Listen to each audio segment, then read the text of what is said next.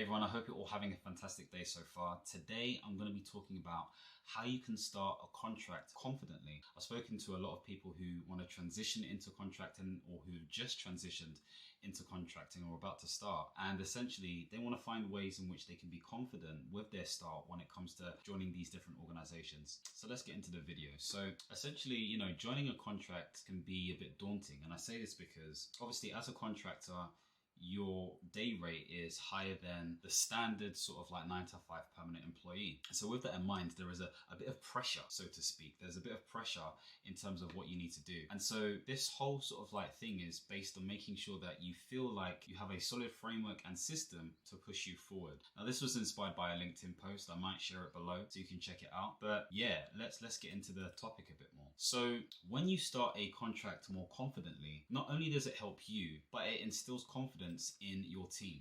Okay, so the team that you're joining, because they usually sort of bring in contingent labor, as they're called, or contractors, because they have a certain set level of skills, experience, or whatever it may be. So really this comes down to the things that you've practiced before in the past, or this has come down to the things that you have done in your experiences, or this has come down to a sense of belief that you have in yourself. Whatever it is, that's how you develop this level of confidence. And so the aim of the game is to portray this in the right way in the first week. So what are we going to explore in this session? Well, really what we're going to explore is the following things. Number one, getting your IT sorted. I know this sounds trivial, but it's important, okay? If your IT is not sorted on day 1 or 2, you're finished, okay? The next thing is meeting your manager and things you can do to make sure that happens as soon as possible. Number 3, reading through the different main strategy documents. This is important, we can't avoid it. Number 4, exploring the shared drive and just understanding how organized they are, so to speak. Number 5, making sure you say hi to people and setting up one-to-ones for people. And number 6, developing your own action log as well. And finally, looking at getting clear on what methodology should be adopted and the governance that they employ as well. So let's move into it. So the first bit, get your IT sorted. Now, essentially, IT can be a nightmare. Let's be real. It can be a huge nightmare trying to get things sorted, especially, if you're trying to get into your rhythm of starting a contract or whatever it may be. Now, usually as a contractor, you go to collect your IT. So this is your laptop. They may even ask you to use your own laptop, but they may get you to install some software to have some security sort of like protection when it comes to dealing with sensitive information, or they may send it to you. Okay, whatever they do, sometimes, not all the time, but sometimes they send you instructions to help you set up your laptop. Okay, and if they don't set you these instructions or whatever it may be best to get some support from someone who can help you set up. Now, this support is usually come from your line manager or somebody that you're buddying with, or the person that your agency has linked you with. And sometimes the person that the agency has linked you with is not always the right person. Sometimes, they may be the person who is the hiring manager or the budget holder, whatever it may be. But see if you can try to get the right person. If you can't get hold of the right person, then maybe what you need to do is contact your agency or contact your line manager if you know who that is, and just see if you can get the right person. Now, of course, if your IT is not set up, okay, then it's likely that you're going to be doing this over the phone, okay? So you have to think to yourself, are you comfortable sharing your personal information to this hiring manager or line manager or buddy, especially because it's work-related stuff? It may be over a different software, okay? But think about all of this stuff. If you have a business line already, again, that's easier to deal with, not a problem at all. Now, usually when you get this laptop, whether it's sent to you or you're going to collect it, there is an IT support line or some sort of IT email that you can contact to help you with this stuff. So there is a way to set up your IT, but the general rule is you want to make sure that you get this set up as soon as possible. Now, setting up the IT comes to some of the following things. Number 1, it's making sure that your BitLocker pin has been given to you. So for those of you who are likely to use a Windows laptop, okay, especially within the public sector, a BitLocker is a special pin that you use to access your laptop. Okay, so this is before your username and your password. Second thing is obviously the laptop password, and you get to reset that when you follow their instructions.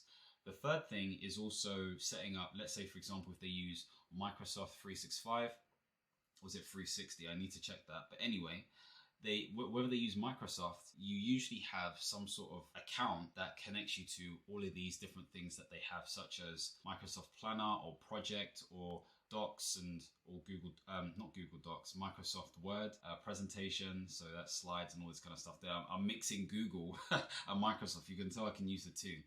There's also this opportunity to set up any sort of like security sort of like check. So sometimes they have some sort of software that allows you to be protected against viruses or any odd or weird activity. And it can be annoying because sometimes these things can affect your internet connection and all these things there. But these are things that they have in place. In addition, security passes. So if you're going into the office, as an example, then there may be an opportunity to get your security pass set up. Usually you have to go there or get someone with special rights to set this up for you. And lastly, if you get a mobile, and you don't always get a mobile phone, to be honest with you, there may be some things that you need to do to set up any sort of applications or security as well, especially if you're using the Microsoft applications. Again, it needs to sync and liaise nicely with some of these other things. Usually when you're setting up Microsoft, you have to get the Authenticator app, or you can use your phone, so if it's your personal phone, to again approve your identity, so to speak, when you're connecting with these different things. So bear that in mind when it comes to setting up Microsoft applications. So the next thing is meet with your line manager. Now, this is a really, really important thing. And sometimes we're in situations where this can't always happen as swiftly as we want. And, you know, I've been in situations where line managers don't have time for me. And it's not a great thing. Sometimes you could be spent there for that week not really knowing what you're doing. And so this is why I've produced this video, because there has to be a level of proactivity. Okay, there has to be a level of, okay, if they're not gonna sort of like link out to me, I'm gonna have to be proactive. So sometimes you need to be the one who is gonna go out there and set up the meeting yourself. And so don't be afraid to message them. You know, don't be afraid to go out there and say, hey, I think it'd be a great opportunity to set up a meeting just to learn more about you. What are my objectives and things that you think I should be working on? Again, you already have an idea of this. Okay, maybe you don't want to phrase it that way, but this is important stuff. And you know, if you do set it up, or even if you don't set it up, you have to make sure there is some sort of cadence with your meeting with this line manager or the person you're reporting to. Okay, so this cadence can be on a weekly basis, a bi-weekly basis, maybe not a monthly basis. It depends how long you're in a contract for. If you're only in a contract for a minimum of 3 months, as an example, maybe bi-weekly makes more sense, because that gives you 2-week sprints or 2-week opportunities to actually do the work that needs to be done. So hopefully that gives you an idea. And when you're meeting with your line manager, see this as an opportunity to report back, even if they ask for a report or not. So really you're looking at progress updates, you're looking at risks, challenges and issues, you're looking at opportunities as well, new actions. These are all things that you'd be doing anyway as a project manager and or program manager, okay? Assuming that this is the role that you come into, but to some degree, you know, these have sort of like overlaps as well.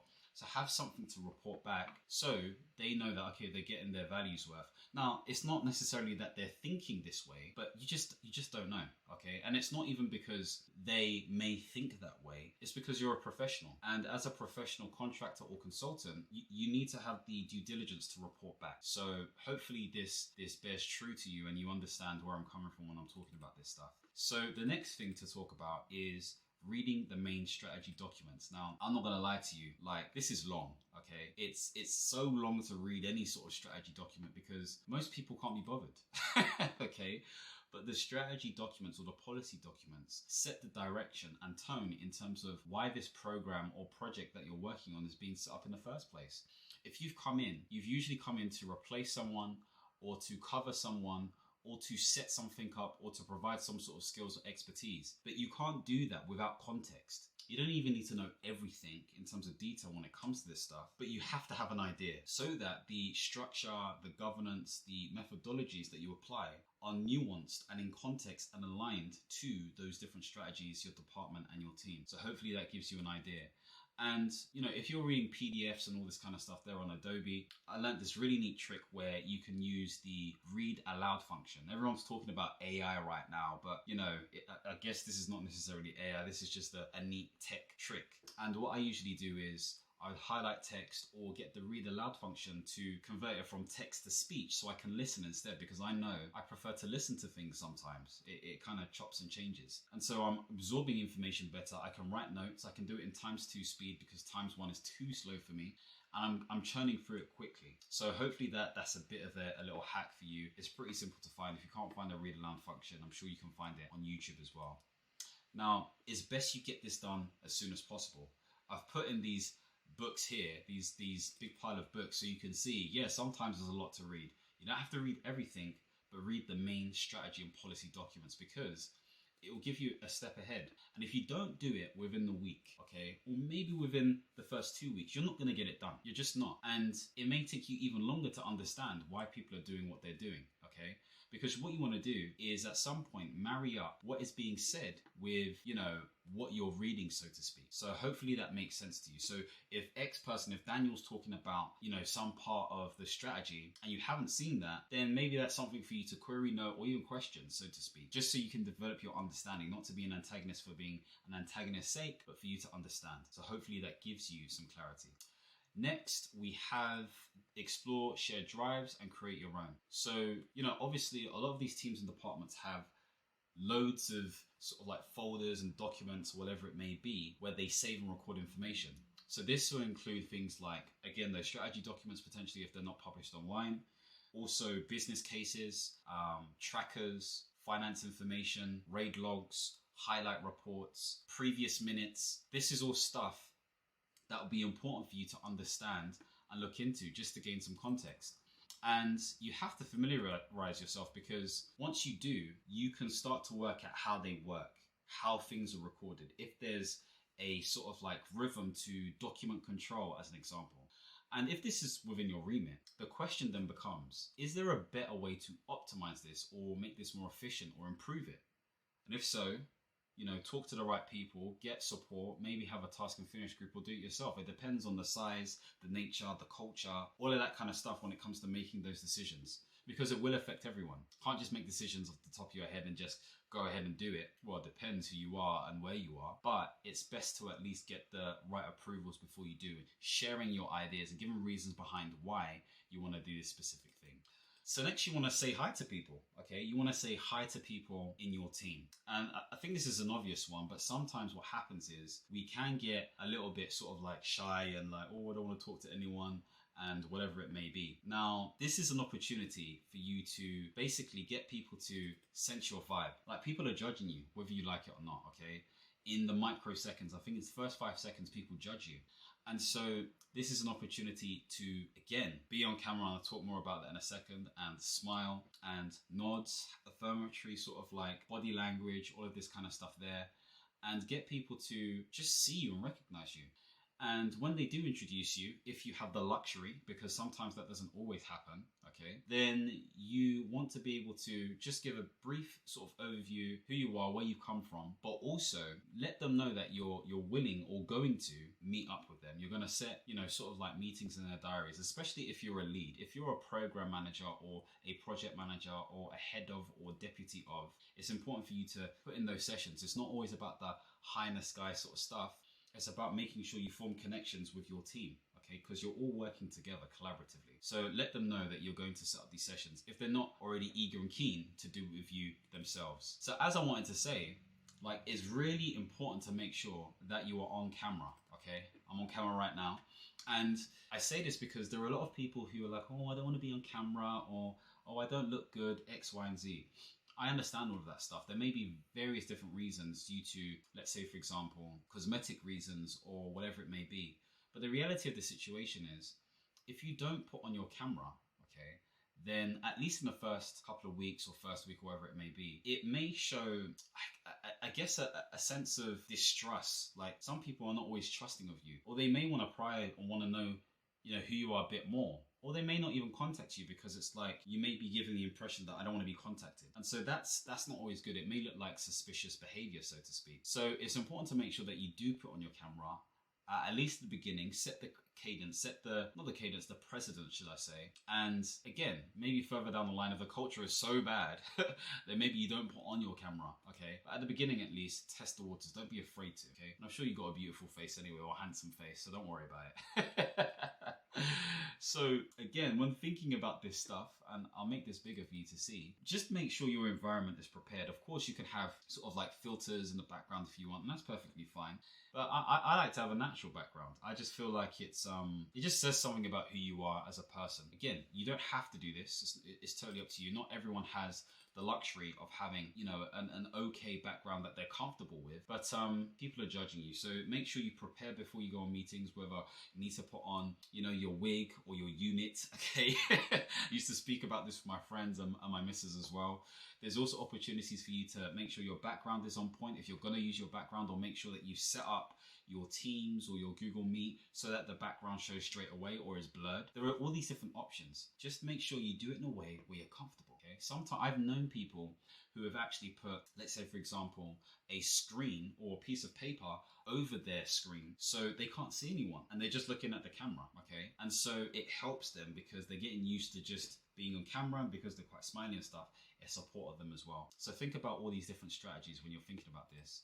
And look, there may be situations where you have an opportunity to say something. I don't know about you. I mean, you may be introverted, extroverted, or an ambivert, but I think having the opportunity to say something, not just for saying something's sake, is important. What do I mean? If there is an opportunity to get people to know that you're thinking about innovation, or if there is an opportunity to add some thoughts based on your prior experience, or if there's an opportunity to say something based on what you last read on the policy or strategy documents, again, I believe that sort of like sows a small seed in people's minds that, okay, this person, yeah, okay, I see what they're about, sort of thing.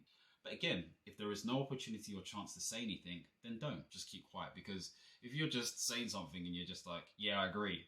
What are you agreeing with? You understand what they've just said. So just be clear about how you can provide input at the beginning, just a little bit. The other thing I'd say about that is to provide some sort of, well, not even provide, I would write notes, okay, where you can. And I'm an avid note taker. I like to write notes. I don't usually do it in a journal or notepad. I usually do this in my own folders, okay, in Microsoft Word, and I do it a certain way. And sometimes I'll go back to read over it or make it neat or whatever it may be so I can refer back to it.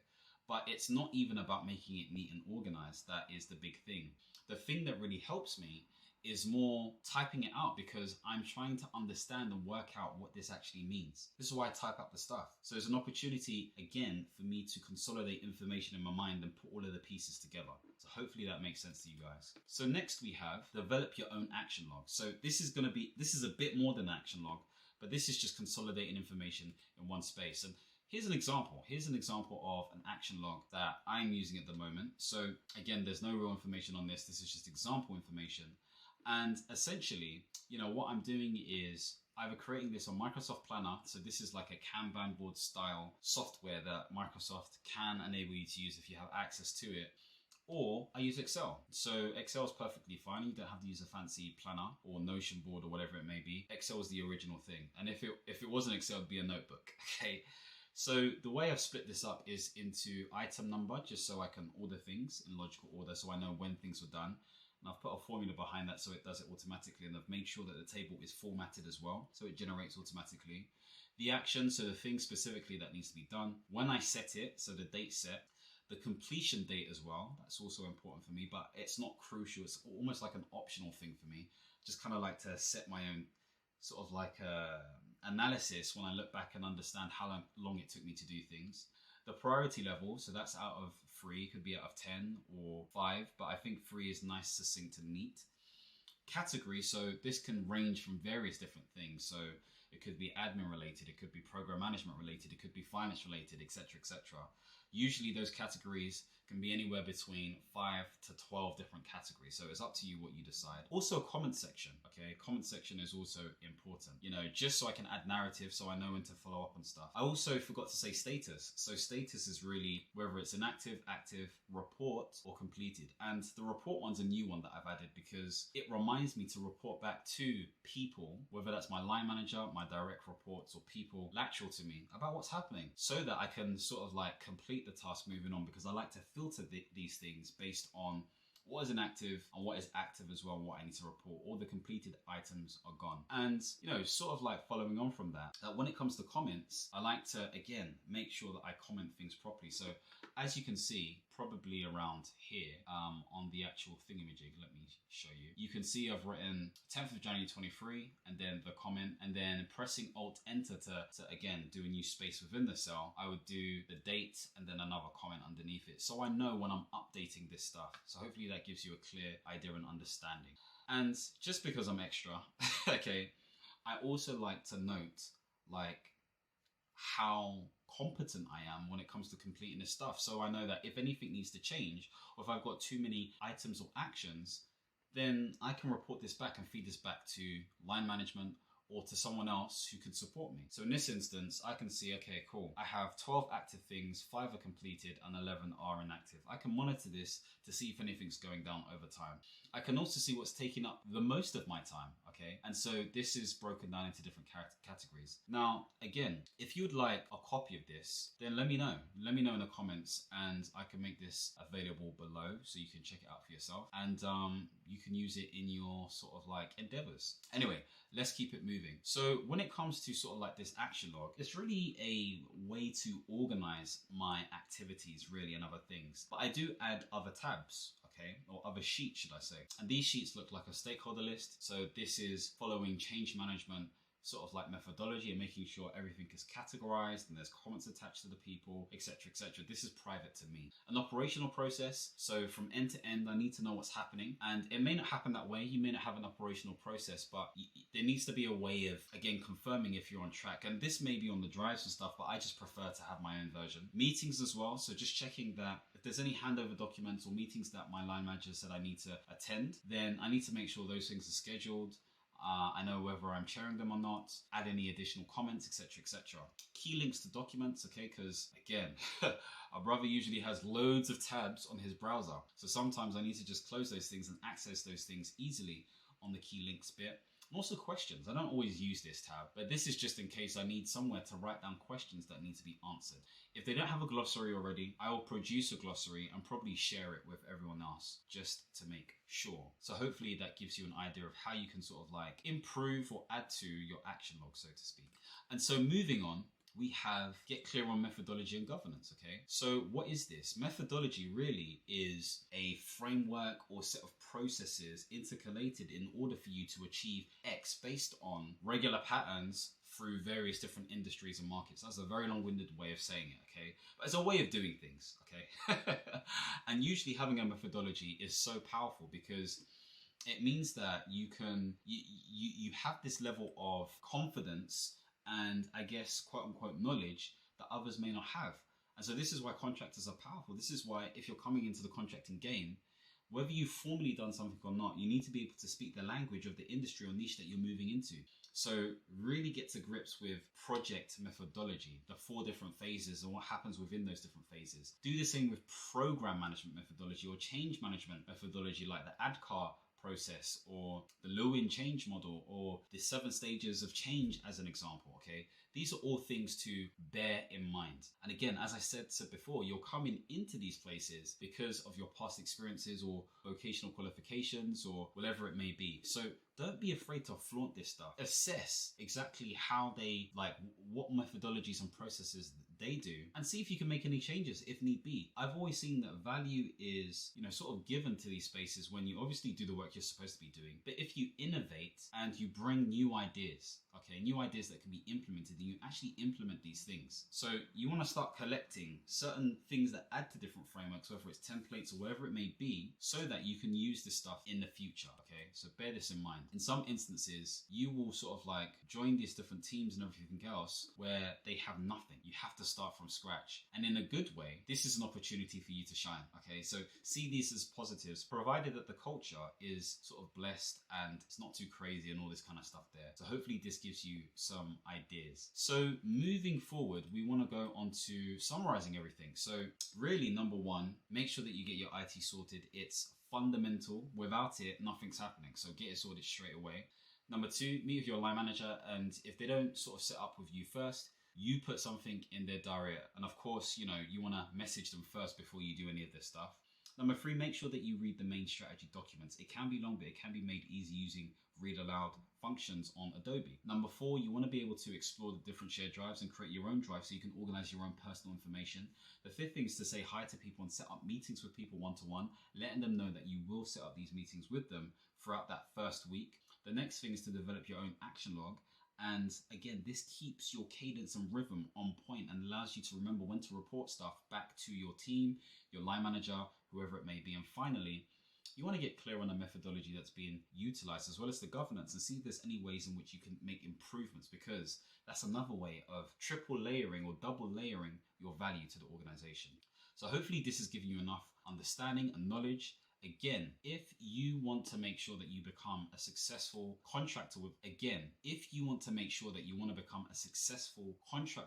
UK, then make sure to check out my course below, the Independent Consultant UK. This is a comprehensive guide that shows you the A to Z in terms of how I got into the contracting space and how you can do the same as well. So if you're interested in this, make sure to get it for yourself. Again, if you're interested in topics around portfolio, career development, positive psychology, and life management, make sure to subscribe and hit the notification bell. And as always, my friends, understand, reach, and expand. Peace.